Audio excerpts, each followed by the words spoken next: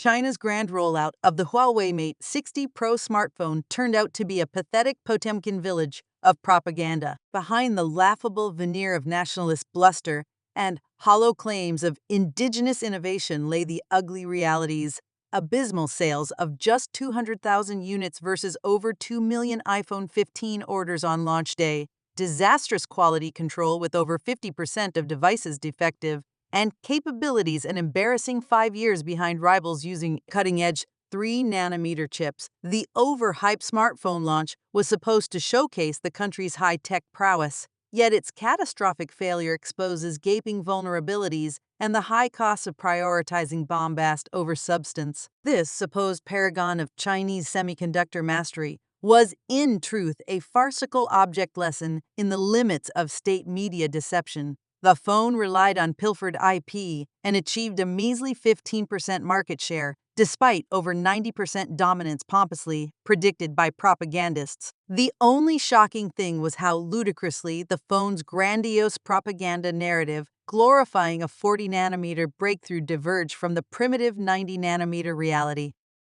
Sudden, low-key launch reveals ulterior motives. Huawei unveiled the Mate 60 smartphone line on August 29, 2023, without any of the normal hype and marketing fanfare that accompanies major product releases. There was no press conference or advertising campaign. The company provided minimal details about the phone's specifications or components and has released only limited stock. This approach contrasts greatly with Huawei typical phone launches, which are accompanied by extensive advertising and media coverage. The unusual silence surrounding such an important launch suggests several ulterior motives. First, it appears to be an attempt to create hype and portray the phone as highly exclusive, sanction-evading technology. By shrouding the Mate 60 Pro in secrecy, Huawei fuels speculation that it uses cutting-edge domestically produced components that the U.S. aimed to block access to through sanctions. Portraying the phone as exclusive and hard to get also creates publicity. Second, the lack of information hides the fact that Huawei likely cannot mass-produce the phone due to relying on inferior chip technology. While some users received their orders promptly, many have reportedly experienced long delays as inventory runs short. This indicates minuscule production runs using make-do manufacturing methods, unable to deliver economies of scale. And finally, the timing coincides with U.S. Commerce Secretary Gina Raimondo's high-profile visit to China in late August 2023.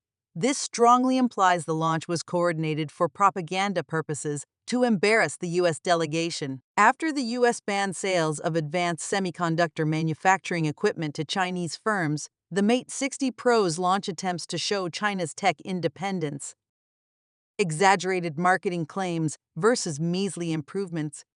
Chinese state media outlets and propaganda networks aggressively touted the Mate 60 Pro after its release as representing a state-of-the-art technological breakthrough. They claimed its domestically produced 7-nanometer integrated circuits represented a revolution in Chinese semiconductor capabilities. Stories proclaimed the phone would crush Apple and lead rapid progress across China's high-tech industries. For example, the Global Times called the phone highly impressive and claimed it was ahead of its peers. Bloggers like Song Pingyang predicted the phone would blaze new trails in integrated circuit development. Even the CEO of Huawei's consumer product division called the phone a special achievement, showing broad national support. But reality fails to match the bombastic propaganda claims. However, teardowns and technical analysis show the Mate 60 Pro is an iterative improvement on previous Huawei phones, not the claimed revolution.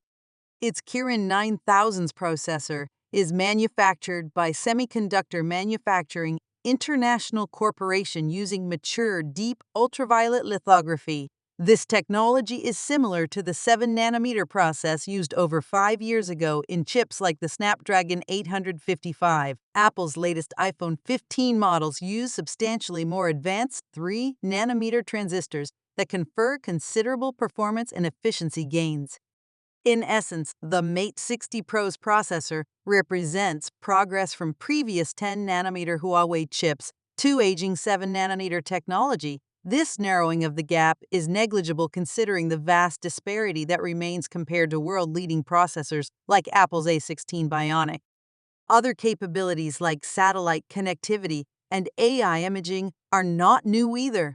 The phone's AI camera modes likely use a database of satellite images rather than real-time processing. Even the dramatic moon zoom demonstration that went viral appears faked.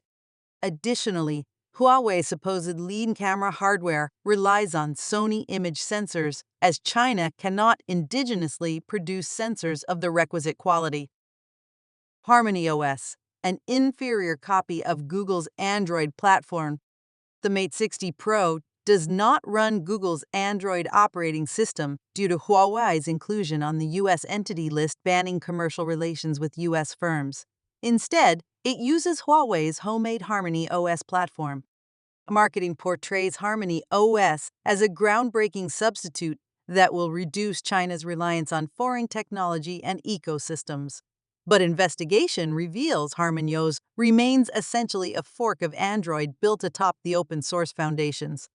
Although the interface and pre-installed apps differ from a standard Android phone, technically Harmony OS reuses about 95% of Android's codebase. It relies heavily on the Android open-source project resources. This means rather than an independent operating system, Harmony OS merely tweaks Google's freely available Android code. As an Android fork, it inherits both strengths and limitations compared to the official Google-flavored platform. On the positive side, Android's solid development foundations mean Harmony OS supports most of the same apps and functions, but lack of full Android certification and Google mobile services creates disadvantages. Compatibility issues plague many apps, gaming suffers due to lack of Google Play services, and Chinese developers must maintain separate Harmony OS and Android app versions, increasing costs. Harmony OS phones cannot directly install apps from the Google Play Store, leaving users dependent on Huawei's app gallery with its limited catalog. These disadvantages, combined with lingering technical flaws in Harmony OS, leave most users unsatisfied. In essence, it provides a workable but compromised approximation of the polished Android experience available internationally. The touted platform revolution is nowhere to be found. Rampant copycatism and alleged IP theft. Many aspects of the Mate 60 Pro design and components appear directly copied from market leaders like Apple and Samsung. For example, the physical appearance closely mimics recent iPhone models with similar notches, button placement, flat sides, and camera modules. This copycat methodology shows Huawei's primary innovation strategy remains duplicating existing high-end phone designs versus pioneering new technologies. For more seriously, the phone's use of advanced memory components from South Korean firm SK Hynix implies potential intellectual property theft. Hynix complies with U.S. export controls that prohibit sales of DRAM and flash memory chips to Huawei. Since Hynix could not have lawfully supplied the chips, Huawei likely obtained them through illegal means and attempted to hide their origins. However, teardowns quickly identified the Hynix components based on unique serial numbers. This incident reveals the extremes Huawei is willing to go to obtain banned technology, including IP theft and willful sanctions evasion. Such illegal activity risks severe penalties on Hynix and further tarnishes Huawei's global reputation. Reliance on purloined memory modules also casts doubt on claims of indigenous innovation.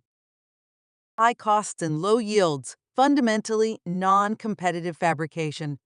According to semiconductor experts, Huawei's 7-nanometer Kirin processor fabrication process achieves less than 50% yields. This means over half the chips produced are defective and unusable. By comparison, TSMC and Samsung's 7-nanometer processes operate at 80 to 90% yields. Such low yields inflate costs enormously compared to commercial 7-nanometer production. Each working chip produced requires double the time and materials on average. This uneconomical process essentially doubles the cost of each chip produced versus more efficient 7-nanometer foundries. With normal market pricing, the Kirin 9000's processor would have to retail for hundreds of dollars just to break even.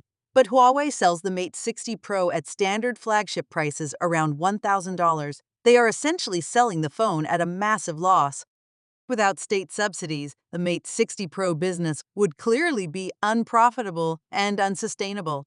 But through support from Beijing, Huawei sells the phone at a discount price to increase perceived value and market share. This temporary artificial subsidy allows them to demonstrate 7-nanometer chip capabilities that would be economically non-viable otherwise. Again, shows how actual competitiveness lags far behind the political propaganda value. Claims of breakthrough indigenous innovation are further undermined knowing the phone business relies on government intervention just to survive. Early quality control failures disappoint consumers. Despite bold claims of world-leading quality, early adopters quickly encountered disappointing flaws and issues with the Mate 60 Pro. Many users reported problems like overheating green and flickering screens, bloated batteries, and persistent crashes. Cameras, supposed to be a marquee feature, frequently glitch and crash the entire system according to owners. Other complaints include low microphone volume, distorted speakers, laggy software, and freezing during intensive tasks.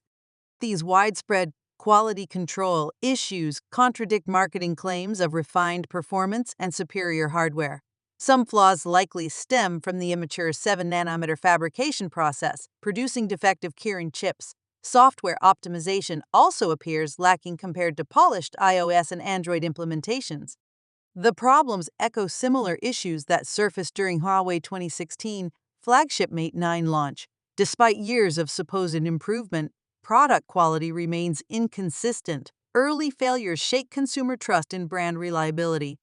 Comparison reviews also found the Mate 60 Pro riddled with far more pre-installed software and bloatware than comparable phones. Default apps are flooded with ads that lack relevance for a $1,000 device. iPhones contain no ads whatsoever out of the box. Harmony OS also imposes permanent, unwanted apps that cannot be removed. Owners cannot freely choose preferred programs like on standard Android. Instead, they must contend with sluggish proprietary apps shoehorned into the OS. These limitations provide a poor user experience compared to the refined software ecosystems offered by iOS and Android. Rushing an underdeveloped Harmony OS into the Mate 60 Pro for propaganda purposes appears to have hampered overall quality. Vast advantages remain from U.S. technologies and manufacturing equipment.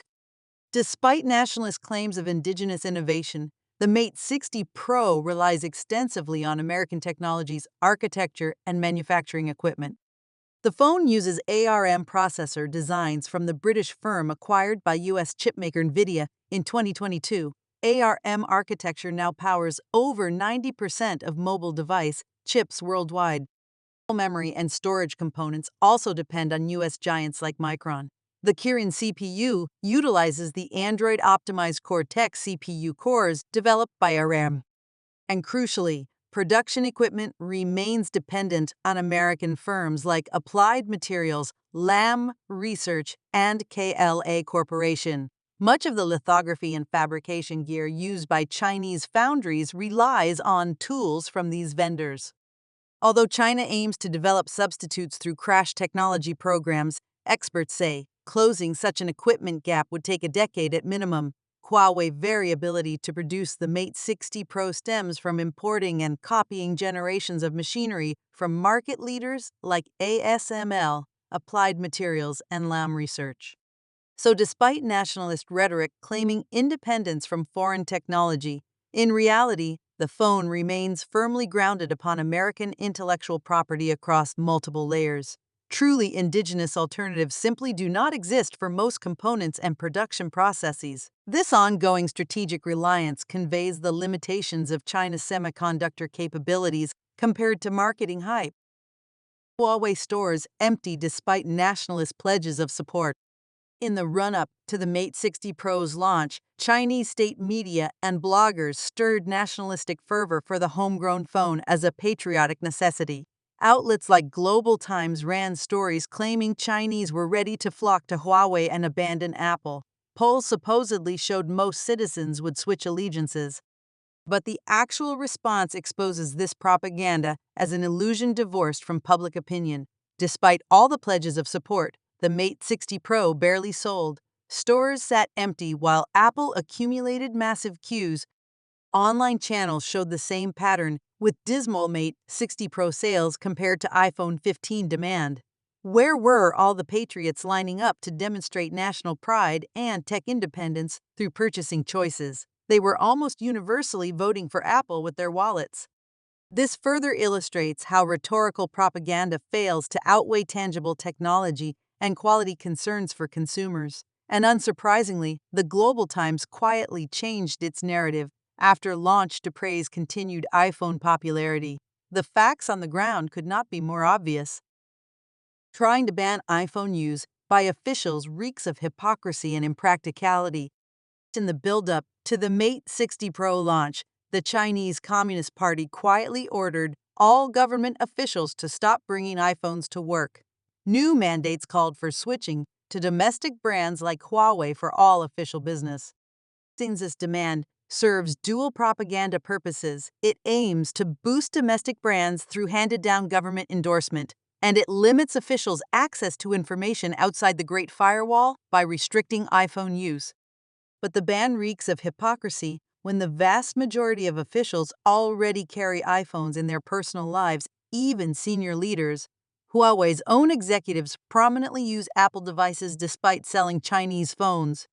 Party elites implicitly endorse iPhones through their own consumer choices due to Apple's superior security, privacy, and quality, but they force underlings to adopt Chinese devices lacking these attributes. And in practice, the ploy contained an obvious flaw. Officials now simply carry two phones legally. Their Chinese work phones are monitored while foreign phones remain safely outside office purview. This renders the exercise rather pointless beyond shallow propaganda. Huawei cannot fix fundamental strategic shortcomings. Stepping back, Huawei faces deep-rooted structural challenges that product propaganda cannot ameliorate. Each limitation stems from strategic missteps and over-reliance on foreign technology. First, Huawei phones lack the polished hardware-software optimization that Apple perfects through vertical integration. iPhones leverage custom silicon to deliver capabilities Android cannot match. Huawei must contend with commodity ARM chips and Google software despite customization efforts. Second, Huawei thoroughly burned trust in international markets by allegedly lying about espionage links. Spying concerns prompted bans in India, Japan, Australia, and more, destroying growth prospects. No amount of advertising can rebuild such broken reputations rooted in untrustworthiness.